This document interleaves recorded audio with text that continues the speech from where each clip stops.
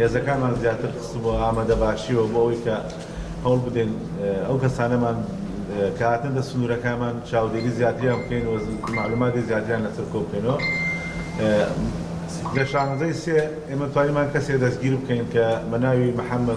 محمود خورشید ناسراو بە ئەبو عەلی دلێمی. ئەم کەسە یەکێک بۆ لەو کەسانەی کە لە سەرەتای دروستبوونی قاعیدە لە منطقەی تبج و جەلەولا و چاغات ئەمانە گروپێکیان دروست کرد لە 2006 و 2007 ئەوان توانیان گروپێ دروست کە نەو سنوورە و ئەو گروپە مەسئول بوونە لە هەموو چالاکیەکانیان گروپێکی حەوت کەسی بوونە. ئەم یەکێک بۆ لەو حەوت کەسە کە دەستیان هەبوو لە کوشتنی خەڵک لە ڕەفاندنی خەڵک لە دانانی عبووە بۆ هێزەکانی هاوپەیمانان بۆ لێدانی هێزە عێراقیەکان بۆ لێدانی دەستگا ئەمنیەکانی سوودی جەلەولا. ئێمە لەو کاتە لە 2007 ئاسایشێکمان لەوێ شەهید بوو لەگەڵ باوکە ناوبراو کە محەممەد خورشید ئەبو عەلی ئەترافی لەسەرەوە کردووە کە ئەو لەگەڵ زەکی و سینان و گروپەی خۆیانە کەمینیان بۆی دانەوە شەهیدیان کردووە و هەموو ئەترافێکی لەسەرەوە کردووە کە لەسەر چۆنێتی شەهیدکردنەکەی. ئێمە لەو فترەشە داعش هاتووە ئەمان بەیعەتیان داوەتە داعش لە 2012ەوە لەگەڵ داعش شەڕەکانی جەلەولا بەشدار بوون لەگەڵ متەشەر تورکی و لەگەڵ ئەو کەسانی کە دەستیان لە خوێنی پێشمەرگەکانی ئێمە بوو. ئەم یەکێک بوو لەوانەیە کە لەگەڵیانە بەشدار بوو لەو شەڕانە خۆی بە ئەترافی خۆی لە هەموو شەڕەکانی ناو جەلەولا بەشدار بووە و هەروەها لە شەڕەکانی تاتران لە قەرەتەپە بەشدار بووە کە لەو شەڕا چەندی پێشمەرگەمان شەهید بوو بەڵام بە ئەترافی خۆیشی لەو شەڕا بریندار بووە بە خەرچی دوای گواستیان تۆ بۆ مووسڵ دوای گەڕانیان تۆ بۆ حەویجە ماوەیەک لە منطقەی حەویجە بووە بەرپرس بووە لە ئیدارە و لۆجستی فەرقەی قادسیەوە لەو فترەیە کە لە منطقەی حەویجە بووە لە زۆربەی شەڕەکانی ئەو سنوورە بەشداری کردووە و مەسئولیەتی هەبووە. لە دوای ئەوەی کە لە ناوچەکە شکاون گەڕان بۆ منطقەی سووریا چۆتە سووریا دوای چۆتە منطقەی قایم گەڕاوەتەوە جارێکی تر فەرقەیەکیان دروست کردووە بە ناوی فەرقەی فەتح. ئەم فەرقەیە بۆ دروست کراوە بۆ ئەوەی کە پەلاماری هێزەکانی عێراق بدرێت بۆی نەتوان مووسڵ بگرنەوە. ئەم هەم لەوێ مەسئولی ئیداری یەکەمی ئەوی سنوورە بووە بەڵام دوای ئەوەی کە تێشکاون لە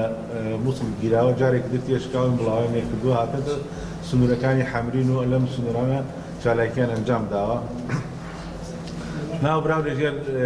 چاودێریەکی زۆرە بووە لە سنوورەکە و هاتەتە ماوەیەک شتێتی لە ناحەی جەبارە خۆی حەشار داوە بەڵام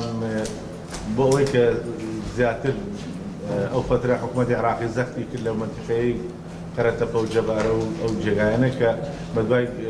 ئەو داعشەکان هەبوون ئەمان بە ناوەی بە جنسەیەکی تەزویر و لەگەڵ عایلەکەی هاتبوون ناحەی ڕزگاری لای ئێمە لە بۆی کە خۆیان حەشاردا بوو خۆشی کردبووە کوێرعینەکی کردووە چاوی بۆی کە کەس گومانی لێ نەکە بەڵام خۆشبەختانە زانیاریمان پێگەیشت کە ئەم ناوبراو کەسێکی ترسناکەواتە دە سنوورەکە و دوای تحقیقکردن بۆمان دەرکەوت کە ناوبراو جنسەکەی تەزویرە و دوای لێکۆڵنەوە بۆمان دەرکەوت کە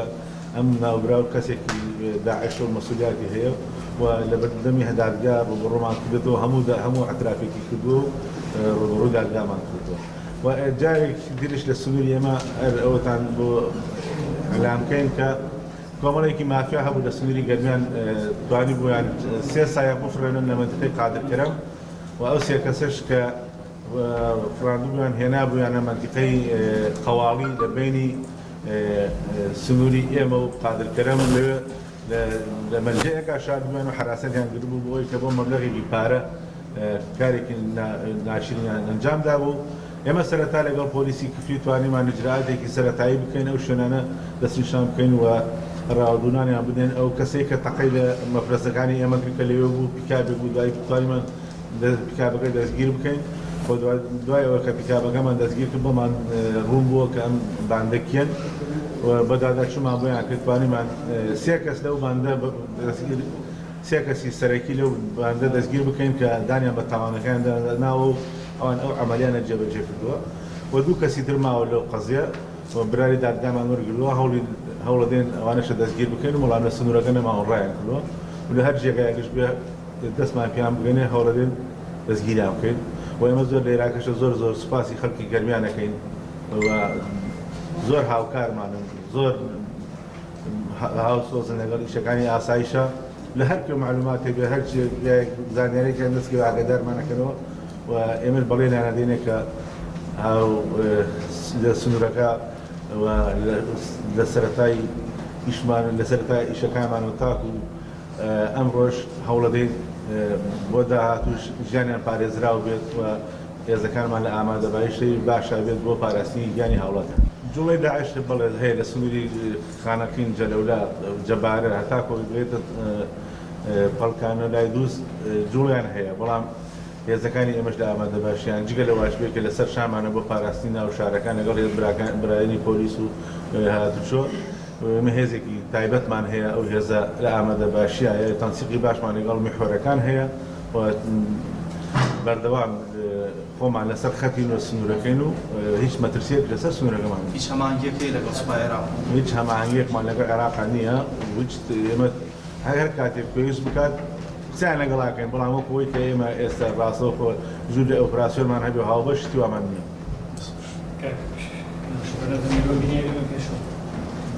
ئەفکە سێکی زۆر لەسەر ئەو گروپە هەیە کە لە سنووری قەزای کردیان ینی هەندێک جار باسی وا کرێت ئەو گروپە کوردیانتیان ناسراون هەندێک جار باستەوە کرێت کار لە کامێرەکانی چاودێری و تۆمارکرا و دەستی یاسایی شیش کەوتووەکە خەڵکیان هەبواتە ناو کفری یان زۆر جار شەتونەتە ناو کفری یەکێک لەوانە ناوی هەبووە باسی هیواکوێر کرا ئەمانە قسەیە ئێمە وەکو ئیعلام هیچ ڕاست بینەوە دوور لە هەموو ڕاستیە بوو هیچ کەسێک ناتە دە سنوور کفری و هەر کەسێکیان ئێمە تەنها زانیاریمان پێ بگەێت لە سنوورەکە هەموومان لە چینە سەری و ڕێگەی پێ نادێن.